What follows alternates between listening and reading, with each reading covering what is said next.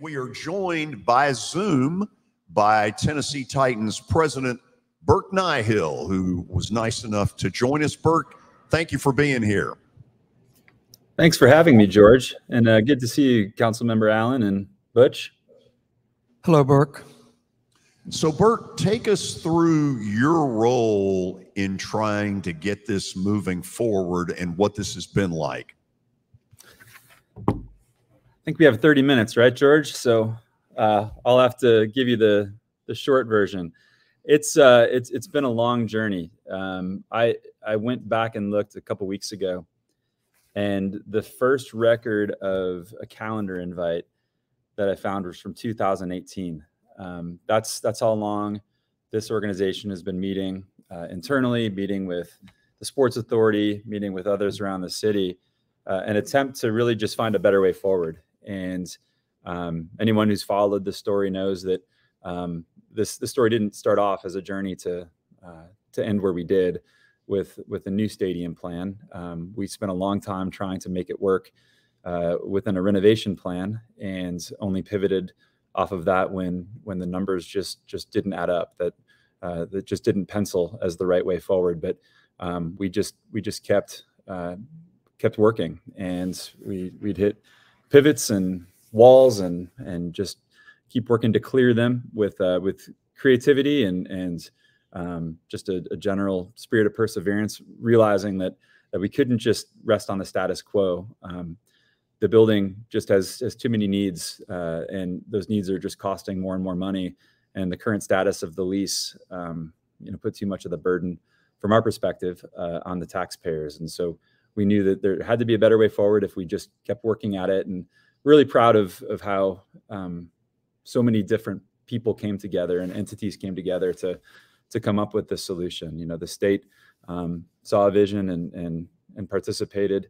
The hotel industry saw a vision and wanted to be a part of it, and so lobbied for the hotel tax that's going to be a part of the solution.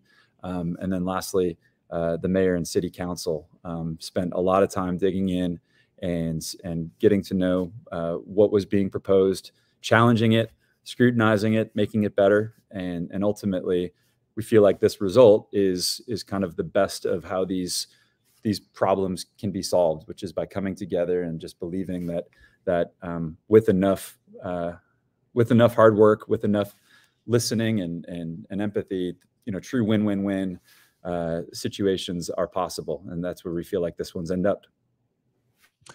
Okay, I'm going to take you through a series of things that get asked of me. And let me say up front, I'm a proponent of this new stadium, excited that it's going to happen. As I said, when both Nissan and Bridgestone were built, nobody would benefit more from it than a sports talk show host over a 30-year period. Burke, in the funding sources piece of this, you've got $840 million that comes from team, PSL, NFL. What's the breakdown of the numbers? So we don't have a specific breakdown to share at this point. We're actually in the process of doing due diligence. It's actually why I'm not with you today, as we're working hard to try to get as much information as we can to break that down. The reality is, so the state has contributed $500 million. The city has contributed through revenue bonds, working off of the 1% hotel tax, in-stadium sales tax, and half of the sales tax from the campus that the city plans to redevelop, as well as some miscellaneous ticket taxes and that sort of thing. The city revenue bonds will be $760 million of contribution. So that leaves $840 million to ultimately complete the project as budgeted. And that's just something that the Titans are responsible for delivering. And to your point, we're going to look to the NFL for help. PSLs, like every project of this scale and scope over the last 20 or so years, PSLs will be a part of this solution as well. But whatever the number ends up being, whether it ends up being higher than $840 million, the Titans are responsible for cost overruns. We have to deliver that to the project. The question about PSLs is one I know a lot of people have, and the reality is we've got to do the work on that. This is something that has only become a reality over the last couple of weeks. And not that we haven't been working on it, but there's things like market research and surveys that it would have been getting the cart in front of the horse to be doing this earlier than now. So we are we're hard at work at it, and we will obviously communicate more specific answers on all of that as soon as we have the information. But the bottom line is the Titans are ultimately responsible for delivering the difference between those other funding sources that I just mentioned. I can just add to Burke's point, and as the council looked at this deal, the city plugged in $10 million a year from the hotel tax. And I argued a year ago it should be higher. Today, 1 penny, which is what's dedicated to the stadium, is generating $20 million. So the plan still calls for $10 million. And the reason I bring that up is as people go, well, who's going to bail it out? Or we don't have enough money. We're already $10 million a year ahead in terms of revenues pledged to the stadium. That's a pretty nice place to be in before you ever break ground. And I'll add to that, as Burke mentioned, the process of going back and forth with the council, a number of things were added that make it a better deal, I think, for the citizens. And one of those things, Councilmember Zulfat Suara suggested that we put in a mechanism for paying the bonds off early. And some of that overage will go into both paying the bonds off and ensuring that the capital fund that will keep it in first class condition is fully funded. So if we have been, as conservative as we think we need to be, and there is additional revenue coming in, we've got good uses for that I think will be beneficial to the citizens of Nashville. Burke, how many dollars do you need from PSLs? We literally don't have a number, George. I mean, I think it's safe to say that it will be, more than $100 million. But we really don't have the number yet. We actually went out into the market with a survey to existing PSL members just last week. That survey has hypothetical questions about, what existing PSL holders would love to see in a new building from an amenity standpoint, the types of seating products, that sort of thing. And it asks hypothetical questions about PSLs and pricing that will help us to get a better idea of what those numbers should be and will be.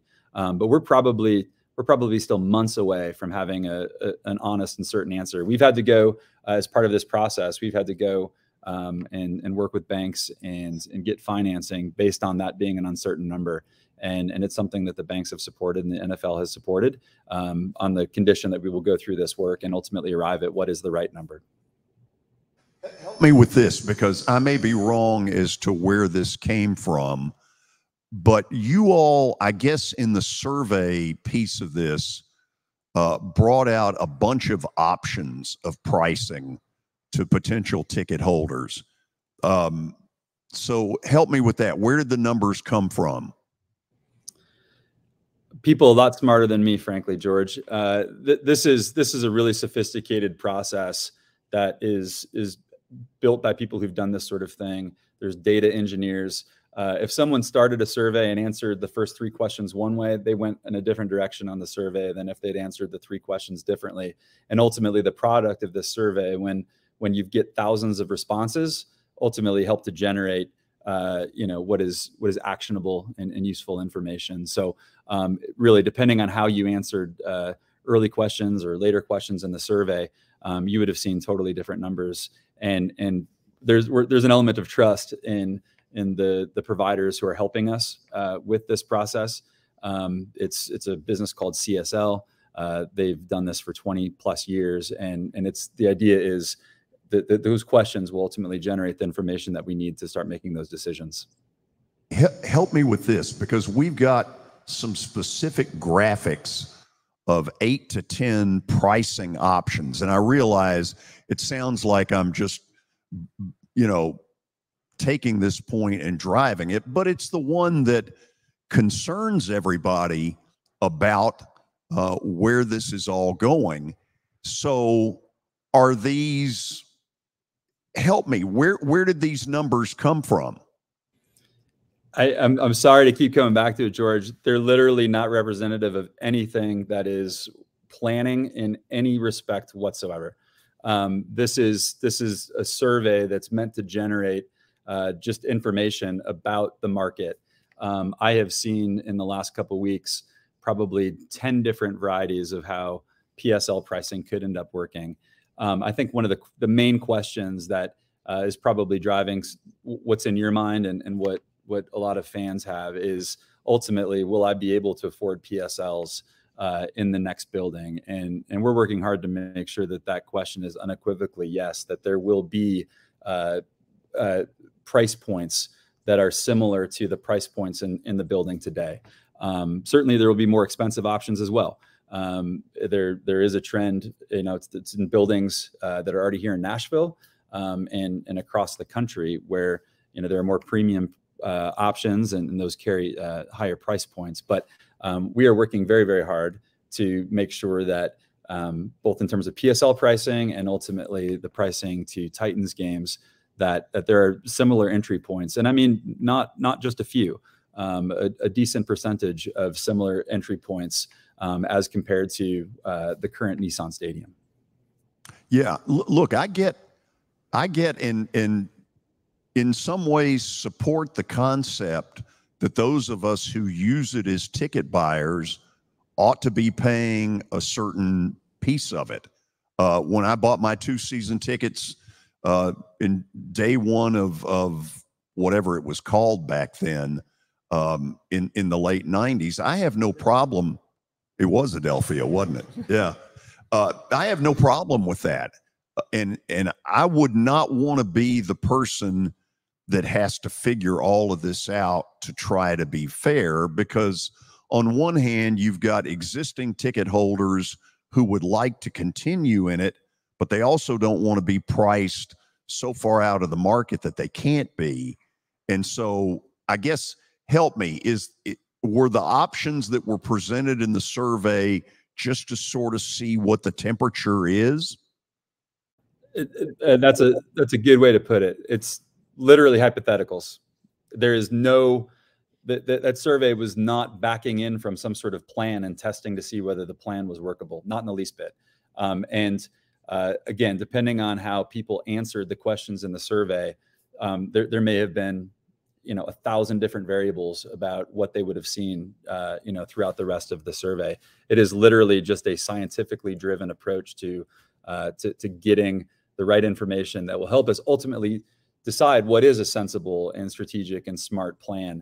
And when we get to the point of planning, we will be using that information certainly to help understand that, what the market is and how we can make sure that we've got, the right approach to building out the PSL program and ticket pricing and that sort of thing. But it will also be informed by our organizational objectives, right? The ones that I just shared about making sure that there are similar pricing points from today's building to the next. So there will be a very human element once we have all of this information to ultimately setting what the program looks like. So I'll just emphasize that I think I paid $1,500 per PSL for 2 PSLs on the goal line in 1998 for the 99 season. So I'd like for you to keep me within 10 yards of that seat for close to that same price 30 years later. Is that okay? We'll work on it for you, Butch. Look, here's one of the things that I think too is we've tried to communicate and we'll continue to communicate. There's really not an apples to apples in terms of the building. So to your question, Butch, about your seats on the end zone, we have a building today that was the right building for the 1990s. But by today's standards, and again, there's comparable facilities in this city, let alone the rest of the country. There's really a diversity of experience that's been adopted in stadium buildings and arenas. There are certainly some people who, like in the 90s, their ultimate experience was to buy a ticket and come sit in their seat and park and watch the game with a good view of the game. But there are more and more people who want to have a game-long social experience, or they want to bring their families and be able to move around a little bit with their kids. There's people who want a premium hosting opportunity for clients. And so if someone sat, let's just say in your seat, Butch, right in the end zone, and they're thinking that that product is going to be exactly the same in a new stadium, it might not be. There's really not an apples to apples comparison. We are starting to build a new building, not carrying over an old building and just having the same thing come out of the ground in newer form. We're starting from scratch, and we're trying to build the building for the next generation. I was going to say 30 years, but we're hoping it's a lot longer than 30 years. And it'll be a lot longer than 30 years. And that's a building that is, it takes into account a modern fan experience, a diversity of experience, a flexibility, so that it can adapt and evolve as fan behavior and experience expectations change in the coming decades. So we're going to have to continue to communicate this with our fans. We understand that and really appreciate how many of our fans love their current experience, and they are they're going to potentially feel a sense of loss in that their seat in the current stadium may not carry over as the exact experience in a new building.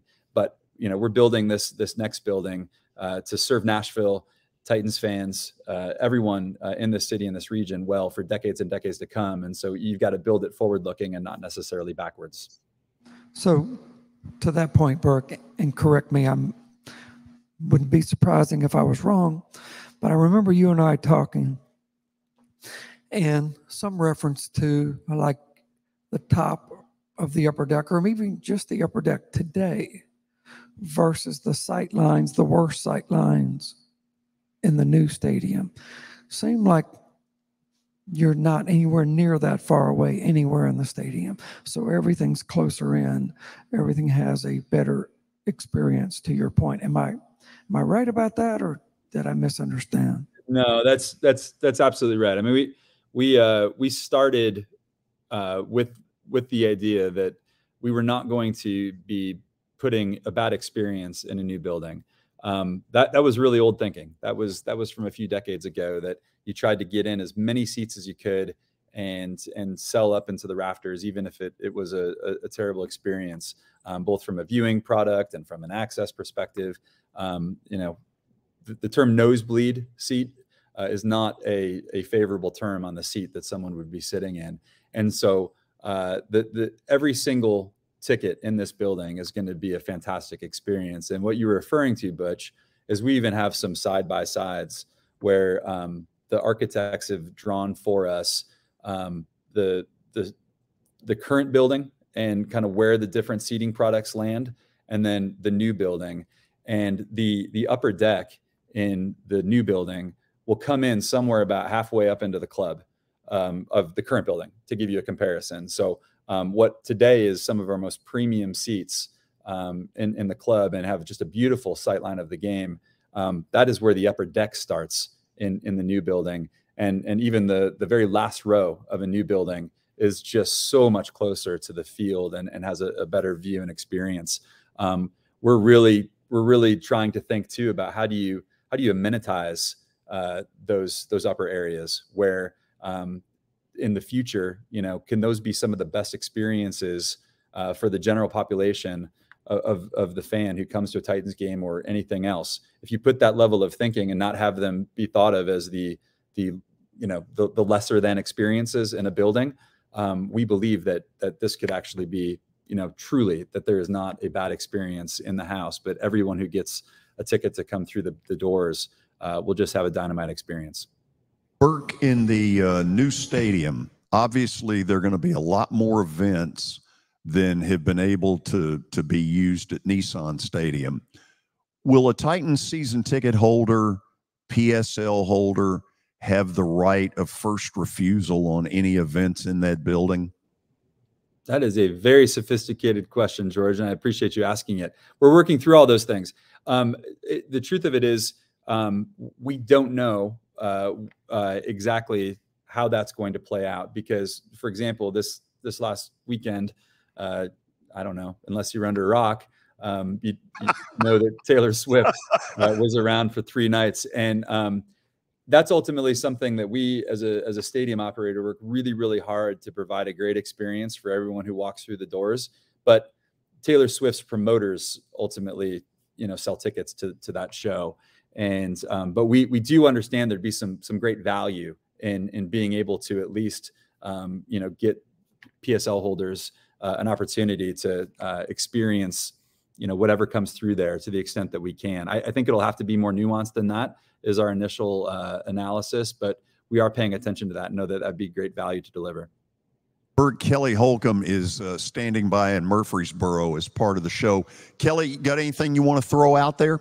Yeah, I was, I asked Berkeley, which was probably an unfair question, but you're going to have a dome over it. And I'm bringing this up because I was reading the other day about the NFLPA, and they go through this every couple of years. But when I played, all my teammates wanted grass fields. Obviously, you're going to go with an artificial surface, but unless you're going to go the Arizona route, which you bring it in. But what if the NFL, because, and I don't know if they can ever do this or know that they ever would, but they're making the case as the NFLPA is saying that there's more injuries on artificial surfaces than there are natural grass. What if they came back with that and y'all already had the artificial surface? Where do you go from there?